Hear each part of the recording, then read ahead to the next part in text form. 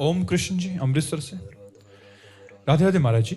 महाराज जी, उमा कहूं मैं अनुभव अपना, सत हरि भजन जगत सब सपना, और जड़ चेतन जग जीव जत सकल राम में जाने, बंधु सबके पद कमल सदा जोरी जुग पानी। महाराज जी, एक नए साधु को इन दोनों भावों में से कौन सा भाव लेकर चलना चाहिए अपने जीवन में? दोनों। पंछी जब आकाश में उड़ता है तो एक पंखे से नहीं उड़ता, दोनों से, दो पंखे होते हैं। ऐसे हमारी सत्य वस्तु का अनुभव करने के लिए दो बातें हैं, अन्वय और व्यतिरेक। है नहीं है।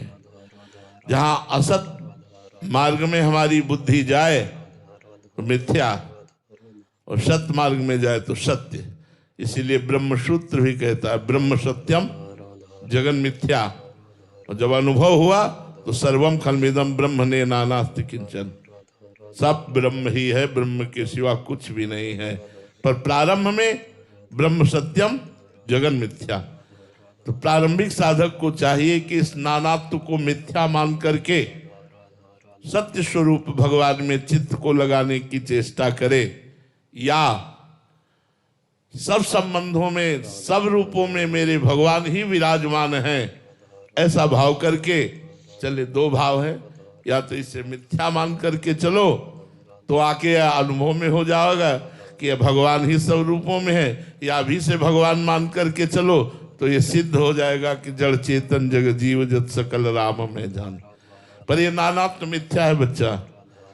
प्रतिक्षण नाश को प्राप्त हो रहा है, परिवर्तनशील है। सत्य परिवर्तनशील नहीं होता, एक रस होता है।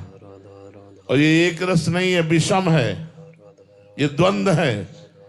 सुख दुख मान अपमान लाभ हानि जय पराजय जन्म मृत्यु, ये द्वंद्वमय है।